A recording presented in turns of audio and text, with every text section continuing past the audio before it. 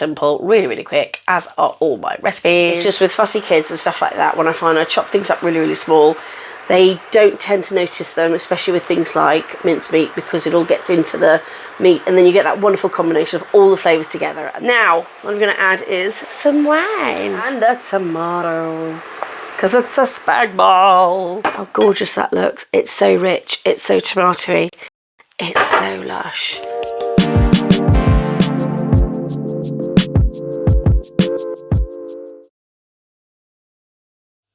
Hello my lovelies, today I'm going to be showing you how to make my spaghetti bolognese. I think a lot of people have their own recipe, their own favourites and stuff. This is my favourite, I really like this one. It's super duper simple, really, really quick, as are all my recipes. So I shall get started. So, first thing you do, take the oil and pop it in the pan. So just pop that in, some delicious olive oil in there. I mean, if you have any other oil, feel free to use it. I mean, I'm using olive oil because we've got olive oil, but it's quite flexible. I'm just going to turn my fabulous hob on. Fingers crossed. I'm getting used to this. I'm getting good at this. If you want to know problems I've had, the link to bakes is up there, you'll see. I finally found, that was the bakes recipe, was the recipe where I had a nightmare with my hob, and then I finally got the new hob, and it's been a little bit technical because it didn't come with any instructions, but hey, it works and it does it very, very quickly. So while that is heating up, which will take just literally seconds, I will show you the next bit. Now I've chopped, Simon has chopped these up super duper fine. So that's onion and celery and carrot. Now again, chop it however you like. It doesn't have to be this fine. It's just with fussy kids and stuff like that, when I find I chop things up really, really small, they don't tend to notice them, especially with things like mincemeat, because it all gets into the meat and then you get that wonderful combination of all the flavours together and there's not any complaints. So, first things first, the onion. There we go. Nice sizzling pot. And the celery, which also not only adds a really gorgeous flavour, but adds a nice saltiness to it. The celery is quite salty. So if you do want to if you're doing low sodium cooking, you can add that in and not add any salt later. Or with the stock cubes, you could use low sodium stock cubes. So again, these are all really flexible and it's best to do it the way you like it. Now, if you don't like celery in your food, I would ask that you give it a go. And I know it's quite difficult if you're doing the cooking yourself. And just bring this a bit closer towards me. There we go, so I don't have to lean over. If you're the one that's going to be doing the cooking, it's kind of like a psychological thing. Because you're going to be like, oh God, celery. I know I'm cutting up celery. I don't like celery. But honestly, if there's any way maybe someone else could chop it for you and you could pop it in without thinking, honestly, just give it a go, because the flavour really just adds that lovely little sort of and it doesn't have a strong celery taste. I'll be honest with you, I don't actually like celery. I know, weird. I'm not a big fan of eating it raw.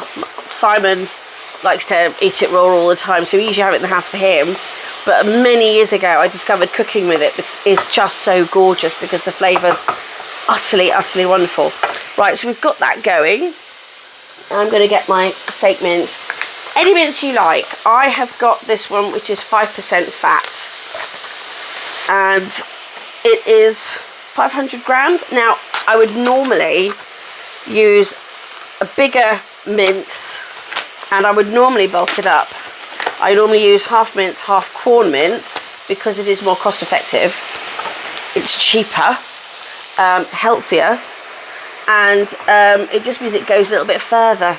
Because as I said, I've got teens in the house, which I go on about a lot, but honestly, if you have any teens, you just know they're like locusts.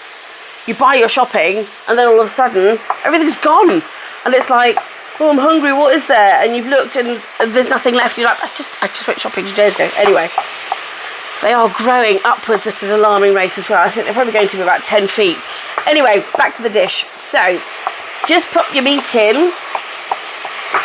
And as I said, if you're going to, this pan is probably just about big enough for everything. The meat will go a bit smaller when it's browned off and mixed in with all this lovely flavour. But if I was to do it, I would probably double everything on the recipe and use 500 grams meat, 500 grams Quorn or whatever supermarket alternative. Or what you can do is increase the vegetables. I do 500 grams of very finely chopped mushrooms. Now, the nicer dicer slicer, which I use, which it's not actually called, that's called a mandolin, but I always call it that, nicer dicer slicer for some weird reason, chops up the mushrooms. Once you've sliced them, it chops them up into the tiniest little cubes like we've got here for the onions and the celery and the carrots. And once you've done that and mixed in 500 grams of it, it just dissolves and disappears into the meat. So you still get a lot of meat, as you've got twice the amount of meat, but obviously half of it's mushrooms, and you don't really notice it. And I have done that on several occasions for this family, who apparently don't like mushrooms. That said, I have also done an omelette recipe. I don't know when that's going up, but it'll be going up at some point. And if I have done it, I shall put a link to it there, which has mushrooms in.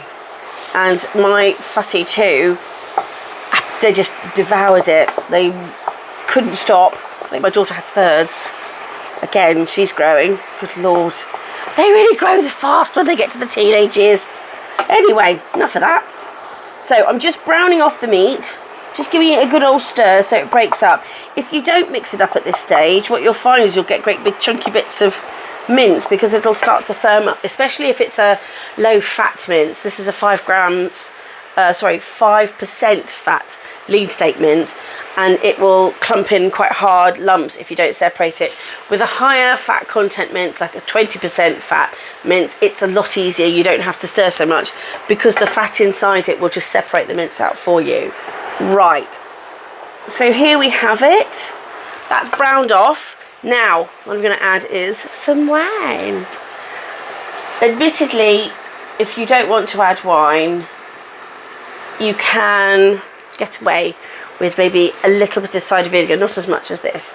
I've actually just realised I put in about double the amount, but that'll be fine. If you don't want to use wine, you can use some cider vinegar, white wine vinegar, which obviously isn't as alcoholic, but I will amend the amount, because you can add a little bit more wine, because wine will, the alcohol flavour will die right down, and obviously it's wine, it's more drinkable, and vinegar is a little bit more acidic.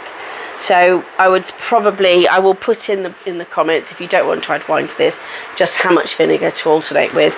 Again, if you find in the recipe that you want to have a little bit more, then I'm always happy for you guys to amend recipes to how you prefer them. Like I said, if you don't like celery, don't put it in, although you will really miss on that flavour. And, you know, same with other bits. You can also add more veggies. I mean, this is really gorgeous as well, with some corn and just veggies. It's so flexible because you're adding quite a lot of delicious, lovely flavour. So I'm just going to pop in the oregano, pop in some herbs, a little bit of soy, just a little dab there. It's lovely flavour. The garlic, and I quite often would do the garlic at the beginning with the onions, but it does tend to stick sometimes. So if I'm doing it with the celery and the carrots as well, I'll let those flavours just sort of sort themselves out, and then I add the garlic later. I've added garlic puree, but you can obviously add crushed garlic, chopped garlic cloves. So again, flexible. Right, now time for the stock. This is getting a bit hot. Let me turn this down a bit because I don't want it to simmer. Don't want it to bubble away too much. The stock will make it a bit sticky on the bottom of the pan, but obviously it needs it. It needs it. That lovely beef stock. As I said before, if you want to make this vegetarian, vegan, whatever, feel free to add a veggie stock to your corn and the tomatoes, because it's a spag bol. And spag bol needs tomatoes and even tomato puree. So just pop that in. Now, this is just to sort of add a little roundness to the flavour. This is some sugar. It's only a little bit, but it just kind of takes that edge off. So what I'm going to do is just very gently try to mix this through before I pop in the bay leaves. Just want to get that tomato puree going. This is very, very full. So just to get that, oh, there's the puree again. Just get that mixed in. So you've got this gorgeous tomatoiness. Oh, I can smell it now. It's so lovely. Right, now, all I've got to do, a couple of bay leaves, woo, in they go. And this basically simmers for 20 to 30 minutes. Now, keep an eye on it. You've got garlic in there, which is sweet. I know it doesn't taste sweet. You're like, oh, garlic bread doesn't taste sweet. But it has a sugar content, a carb content in it that kind of it has the capacity to burn. Tomatoes purees is sweet. Again, they have a little bit of capacity to burn, and you put sugar in. So do be careful. And also the stock cubes as well. I don't know why I ever add a stock cube in. It has the capacity to burn a little bit again. So this is something that, although you're going to leave it for 20 minutes, do it on a low heat. Just grab the lid. So this needs to go on a low heat for about 20 to 30 minutes. And I will ask Alexa, set the timer for 20 minutes. 20 minutes. Starting now. There we go. So I'll know when that's done. And what I will do is, so you don't get bored, just watching me yabber on about absolutely nothing. I will come back after 20 minutes when it's all done, and we will take it from there. Now I said 20 to 30 minutes, so don't forget, just keep an eye on it. It's supposed to be just bubbling under very low. I don't know if you can see that picture. If I take it off, it'll stop bubbling. But it is just simmering. So it's just a simmer. I've just turned it up a little bit actually because I've taken the lid off now, so it'll have cooled down. But you need to keep it at that low sort of pace as it sort of cooks itself through. As I said, if 20 minutes, if you look at it and it hasn't really changed that much, because you will notice a very slight difference of the sauce will appear a bit more richer. Everything will have that tomatoey look about it, and everything will have amalgamated perfectly into a gorgeous spaghetti bolognese sauce. So keep an eye on it if you can. Just keep checking now and again, give it a bit of a stir, make sure nothing's sticking to the bottom, especially if your pan is aluminium and not very non-stick.